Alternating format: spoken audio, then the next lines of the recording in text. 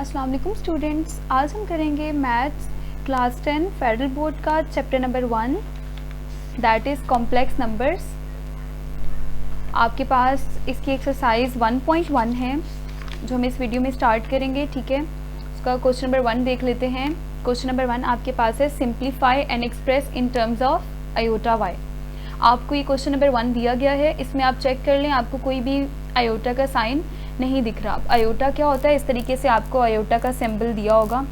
ठीक है, ये आपके पास आयोटा है। तो यहाँ पे इस क्वेश्चन में आपको नहीं गिवन ना, तो आपने इस क्वेश्चन को सॉल्व करना है और इस तरह से सॉल्व करना है कि आपको जो है आयोटा की टर्म आपने इंट्रोड्यूस करवा देनी है। ठीक है, अब हम स्टार्ट करते हैं यहाँ पर। और अगर आपने इंट्रोडक्शन वीडियो नहीं देखी है इस चैप्टर की तो आप लाजमी देख लें, तो आपका सारा कॉन्सेप्ट क्लियर हो जाएगा कि आयोटा है क्या। और इसके अलावा इस एक्सरसाइज का हर एक क्वेश्चन आपको वहाँ पर, मतलब कि अब जैसे ये क्वेश्चन है तो इससे रिलेटेड क्वेश्चन मैंने आपको इंट्रोडक्शन वीडियो में करवाया है, इसी तरह सेकंड क्वेश्चन है उससे रिलेटेड क्वेश्चन आपको इस वीडियो में मैंने करवाया हुआ है। इसके अलावा आपका कोई क्वेश्चन है तो आप कमेंट सेक्शन में पूछ सकते हैं। तो स्टार्ट करते हैं हम एक्सरसाइज। अब यहाँ पर आपके पास ये एक्सरसाइज है जी, इसका क्वेश्चन नंबर 1 स्टार्ट कर रहे हैं हम।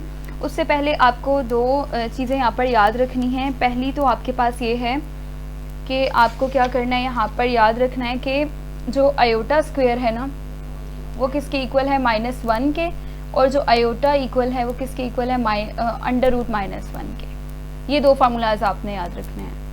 ठीक है, ये फार्मूलाज आए कहाँ से, मैं यहाँ पर आपको वो भी थोड़ा सा बता देती हूँ। वैसे तो इंट्रोडक्शन वीडियो में आपको वो एक्सप्लेन किया हुआ मैंने, बट यहाँ पर आप फिर से देख लें। आपके पास क्या है, इक्वेशन थी आपके पास x² + 1 = 0। इसको सॉल्व करना है x के लिए, मतलब x के लिए आपने इस इक्वेशन को सॉल्व करना है, x की वैल्यू बतानी है। तो जी यहाँ पर 1 प्लस है तो दूसरी तरफ जाएगा तो 1 आपके पास क्या हो जाएगा, माइनस। अच्छा, taking square on both side. ठीक है, आपको x की वैल्यू बतानी है तो दोनों तरफ आपने क्या ले लिया, स्क्वायर ले लिया। स्क्वायर स्क्वायर रूट से कैंसिल, तो यहाँ पर x आ गया इक्वल है √-1। अब -1 का तो रूट पॉसिबल ही नहीं है जी। यहाँ पर आप कैलकुलेटर में लेकर भी देख लें तो आपके पास जो है क्या आ जाएगा, यहाँ पर मैथ्स एरर आ जाएगा। कैलकुलेटर में लिखे √-1 तो आपके पास आएगा मैथ्स एरर। तो फिर यहाँ पर एक इमेजनरी नंबर या इमेजनरी टर्म इंट्रोड्यूस हुई, दैट इज़ आयोटा। ठीक है, जब ये पॉसिबल नहीं था तो यहाँ मैथमेटिशियंस ने एक टर्म इंट्रोड्यूस करवाई, वो आयोटा थी। तो उन्होंने कहा कि जब भी √-1 होगा तो वो किसके इक्वल होगा, आयोटा के। तो यहाँ से हम फार्मूला ले लेते हैं कि √-1 किसके इक्वल है, आयोटा के। तो यही दो फार्मूलाज आपको यहाँ पर मैंने लिखाए हैं कि √-1 किसके इक्वल है, आयोटा के। और ये जो दूसरा फार्मूला आपको यहाँ पर लिखवाया गया है वो कैसे आया है, आयोटा² -1 की इक्वल है। अब ये कैसे है, आपको ये तो पता चल गया कि आयोटा इक्वल है √-1 के। अगर इसके दोनों तरफ स्क्वायर लें तो आयोटा का स्क्वायर और यहाँ पर इसका स्क्वायर लें, स्क्वायर स्क्वायर रूट से कैंसिल, तो -1। तो आयोटा किसके इक्वल आ गया, -1 के। तो दूसरा फार्मूला यहाँ से आया। ठीक है, एक ये फार्मूला है और एक आपके पास ये है। तो ये दो बातें आपने याद रखनी है। कहाँ से आई हैं ये, वैसे मैंने आपको इंट्रोडक्शन वीडियो में भी बताई हैं, लेकिन यहाँ पर फिर से आपको मैंने बता दिया है। और आप अब जो है ये दो फार्मूलाज को ध्यान में रखते हुए क्वेश्चन नंबर 1 को सॉल्व करेंगे। ठीक है, तो यहाँ पर हम स्टार्ट करते हैं जी। क्वेश्चन नंबर 1 आपके पास क्या है, यहाँ पर पार्ट 1 है √-3। तो अब यहाँ पर क्या करना है, सबसे पहला स्टेप तो ये है कि आपने सोल्यूशन लिख लेना है। और आपके पास ये जो क्वेश्चन है इसको इस तरीके से हम लिख सकते हैं कि √-3 लिखा हुआ है ना, तो मैं अगर इसको इस तरह से लिखूं, यानी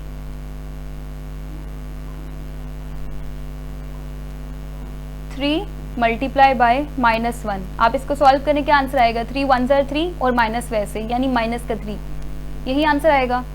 तो मैंने इसको ओपन करके इस तरह से लिख लिया। अब 3 पे रूट अलग लगा दूँ और -1 पे रूट अलग लगा दूँ, तो ऐसे हो जाएगा। ये क्या हो जाएगा जी, 3 पे रूट अलग कर दें और -1 पे रूट क्या कर दें, अलग कर दें। ठीक है, अब √-1 अकॉर्डिंग टू फार्मूला किसके इक्वल होता है, यहाँ पे अभी मैंने आपको क्या बताया था, √-1 किसके इक्वल होता है, आयोटा के। तो जहाँ आपको √-1 दिख रहा है वहाँ पे आप क्या लिख देंगे, आयोटा। ठीक है, और √3 साथ वैसे ही, तो √3 और -1 की जगह आपने क्या लिख दिया, आयोटा। तो ये आपका क्या हो जाएगा जी, आंसर। ठीक है, अब यहाँ पर पार्ट 2 देख लें। आपके पास पार्ट 2 में क्या है, 6 √-4 है। बाहर 6 है तो उसको आप वैसे ही लिख देंगे। ठीक है, 6 को तो आप ऐसे ही लिख देंगे। अब जो अंडर रूट में फिर से माइनस आ गया ना, तो आप कैलकुलेटर पे इसको चेक कर लें, अंडर रूट -4 का आंसर जो है मैथ्स एरर आएगा। इसको सॉल्व करने का एक ही तरीका, आप इसको ओपन करके लिखें, जैसे यहाँ पर ओपन करके लिखा था। कैसे ओपन करके लिखेंगे? 4 मल्टीप्लाई बाय -1, आंसर क्या आता है? -4 ही आता है ना। 4 को हम ऐसे लिख सकते हैं। अब 4 पे रूट अलग लगा दें, -1 पे रूट अलग लगा दें, तो क्या हो जाएगा यहाँ पर? 6√4 इंटू रूट -1, ये हो गया आपके पास। अब अंडर रूट -1 किसके इक्वल है? आयोटा के, अकॉर्डिंग टू फार्मूला।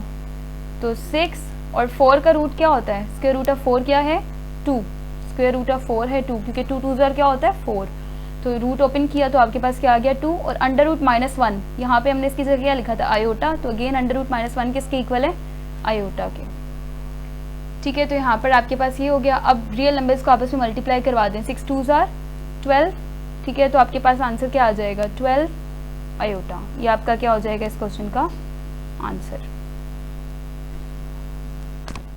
अब यहाँ पर आपके पास क्वेश्चन नंबर 3 है, दैट इज़ अंडर रूट -4/9। ठीक है, यहाँ पर अब मैंने क्या किया है, आपके पास अंडर रूट -4/9 लिखा हुआ था। क्या किया यहाँ पे, क्योंकि इसका अगर हम डायरेक्ट कैलकुलेटर से रूट लें तो आपके पास मैथ्स एरर आएगा, तो फिर हमने इसको सिंप्लीफाई करना है। और क्योंकि हमें in terms of iota y लिखना है, तो उसके लिए आपने सबसे पहला स्टेप ये करना है कि 4/9 को मल्टीप्लाई कर देना है -1 से। वापस इसको सॉल्व करें तो क्वेश्चन ही आ जाता है। ठीक है, नेक्स्ट स्टेप, आप 4/9 पे रूट अलग कर लें और -1 पे रूट अलग कर लें। अच्छा, 4 का रूट क्या होता है? 2, क्योंकि 2 2 4। इसी तरह 9 का क्या होता है? 3, बिकॉज 3 3 9। और under root -1 according to formula, under root -1 किसके बराबर है? आयोटा के। तो यहाँ हमने अंडर रूट -1 की जगह क्या लिख दिया? आयोटा। और मज़ीद ये सिंप्लीफाई नहीं हो सकता, और हमने आयोटा वाई की फॉर्म में इसको लिख दिया, ये आपका आंसर है। ठीक है, उसके बाद नेक्स्ट पार्ट है आपके पास, यहाँ पर लिखा हुआ है अंडर रूट -20। सबसे पहला स्टेप तो यही है कि बाहर जो माइनस है उसका तो कोई मसला नहीं है, उसको तो हम लिख देंगे। ठीक है, उसकी वजह से कोई एरर भी नहीं आता। ठीक है, लेकिन कैलकुलेटर पे आप अगर -20 लिखें तो आपके पास क्या आता है? एरर। ये माइनस मैंने वैसे ही लिख दिया, और ये जो अंदर आपके पास 20 था -20, उसको मैंने इस तरीके से लिख दिया है 20 मल्टीप्लाई बाय -1। ठीक है, नेक्स्ट स्टेप आपके पास यहाँ पर ये होगा, आपने 20 पे रूट अलग कर लेना है, -1 पे रूट अलग कर लेना है। तो 20 मल्टीप्लाई बाय अंडर रूट -1। अब माइनस तो साथ वैसे ही चल रहा है। ठीक है, ये जो बाहर माइनस है ना, इसको हमने साथ वैसे ही लिखा है। और 20 का रूट आपके पास जो है, हम इसको, मैं आपको बताती हूँ इसको कैसे करेंगे, बट अंडर रूट -1 का आपको पता है। अंडर रूट -1 किसके बराबर होता है? आयोटा के। तो यहाँ अंडर रूट -1 की जगह तो आप आयोटा लिख देंगे। अब ये -20 का क्या करना है, तो -20 का आप ये करेंगे, यहाँ पर आप देखें तो आप इसको फैक्टराइज कर लें। ठीक है, 20 है तो 2 10s are 20, उसके बाद 2 5s are 10, और लास्ट में 5 1s are 5। आपने फैक्टराइजेशन यहाँ पे कर ली इसकी। अब यहाँ पे ये इसके फैक्टर्स आए हैं 2 2 और 5। इनमें से आप देखिए परफेक्ट स्क्वायर क्या है। ठीक है, 2 2s are 4 हो जाता है, और एक आपके पास रह जाता है 5, और 4 5s are क्या होता है? 20। यानी मैं 20 की जगह 4 मल्टीप्लाई बाय 5 लिख सकती हूँ। 4 क्यों बनाया मैंने? क्योंकि 4 परफेक्ट स्क्वायर है। अगर हम इसको ऐसे रूट में लिखें ना, तो ये बाहर आ जाता है, और क्या आंसर आता है? 2। तो इसलिए मैं एक 4 ले रही हूँ और एक साथ में 5 ले रही हूँ। ठीक है, तो मैं 20 की जगह 4 मल्टीप्लाई बाय 5 लिख दूँगी। तो यहाँ 20 है ना, तो 20 की जगह आप क्या लिख देंगे? माइनस बाहर वैसे ही, और अंदर आपने लिख देना है 4 मल्टीप्लाई बाय 5। 4 5s are 20 होता है, और अंडर रूट -1 की जगह आपने लिख देना है iota, according to formula. Next step आपके पास यहाँ पर क्या होगा, रूट से 4 तो बाहर आ जाएगा, क्योंकि 2 2s are क्या होता है? 4। तो आपके पास माइनस बाहर वाला वैसे ही लिखेंगे, और यहाँ पर 2 2s are 4 होता है, तो ये बाहर आ गया रूट से। आपके पास रूट में रह गया अंडर रूट 5 और आयोटा साथ वैसे ही। ठीक है, ये आपके पास क्या हो जाएगा? आंसर।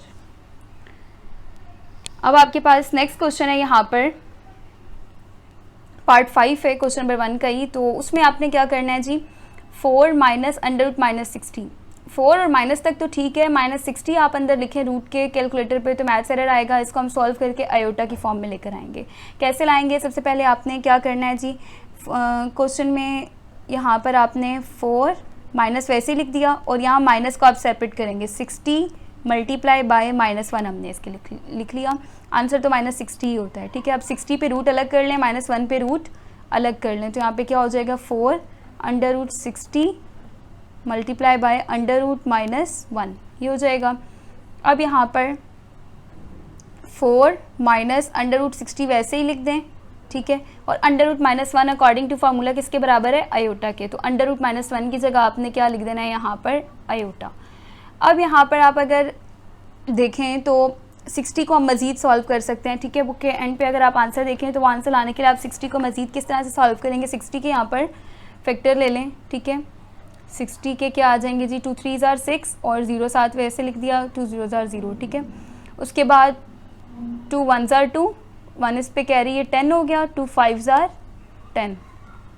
उसके बाद अब ये 3 के टेबल से आएगा, ठीक है, 3 5 ज़ार 15 और लास्ट हमारे पास आ जाएगा 5 1 ज़ार 5। अब इनमें से ये जो आपके पास फैक्टर्स आए हैं 60 के, इनमें से परफेक्ट स्क्वायर देख लें। जैसे यहाँ पर आपने 4 देखा था, यहाँ पर अगेन 2 2 ज़ार 1 तो 4 आ रहा है और 3 5 ज़ार मतलब 15 आ रहा है, ठीक है। और 4 15 ज़ार देख लें आप, क्या होता है 60, तो मैं 60 की जगह 4 और 15 को मल्टीप्लाई करके लिख सकती हूँ। जैसे यहाँ 20 की जगह 4 5 ज़ार किया था, इसी तरह 60 की जगह 4 × 15 लिख दें, ठीक है।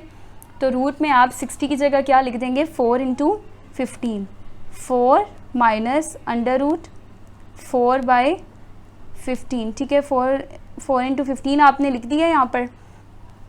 अब 15 पर भी रूट है और 4 पर भी रूट है, 4 तो रूट से बाहर आ सकता है ना, परफेक्ट स्क्वायर है, 2 2 ज़ार 4 होता है, तो मैं 4 को यहाँ बाहर लिख दूँगी, ठीक है। क्या हो जाएगा -2 और अंडर रूट में आपके पास रह जाएगा 15 और साथ में आयोटा वैसे ही लिख दिया। तो ये आपके पास इस क्वेश्चन का मज़ीद ही सॉल्व नहीं कर सकते, तो यही आपके पास क्या हो जाएगा, इसका आंसर हो जाएगा। और आपने आयोटा वाई की फॉर्म में भी इसको लिख दिया है, ठीक है। उसके बाद आपके पास यहाँ पर नेक्स्ट क्वेश्चन है, क्वेश्चन नंबर 1 का पार्ट 6 है। इसमें आपने क्या करना है, आपको √-8 दिया हुआ है और √-2 दिया हुआ है।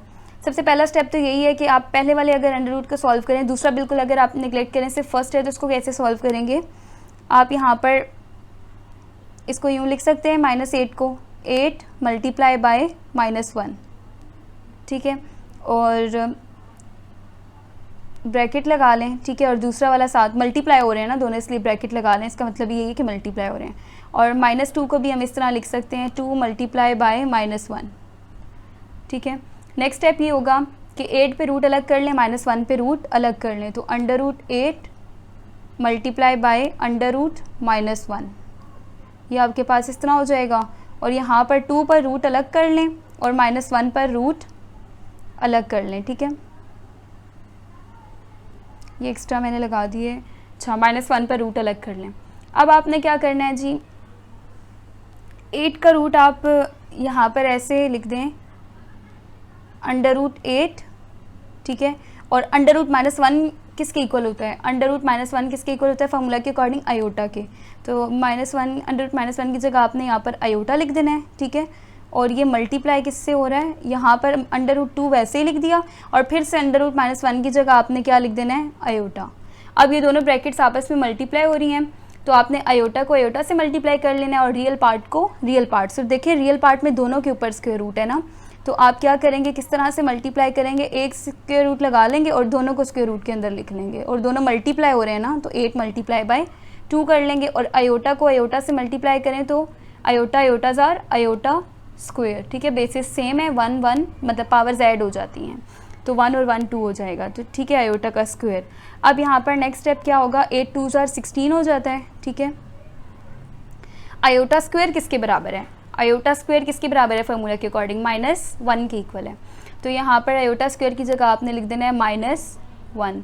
अच्छा, अब √16 एक परफेक्ट स्क्वायर है, 4 4 ज़ार 16, तो यहाँ पर इसको ओपन करेंगे तो आपके पास 4 आ जाएगा, ठीक है। और 4 को -1 से मल्टीप्लाई कर दें तो 4 × -1 आपके पास -4 जो है वो इस क्वेश्चन का आंसर आ जाएगा, ठीक है। तो ये आपके पास क्वेश्चन नंबर 1 यहाँ पर कंप्लीट हो गया।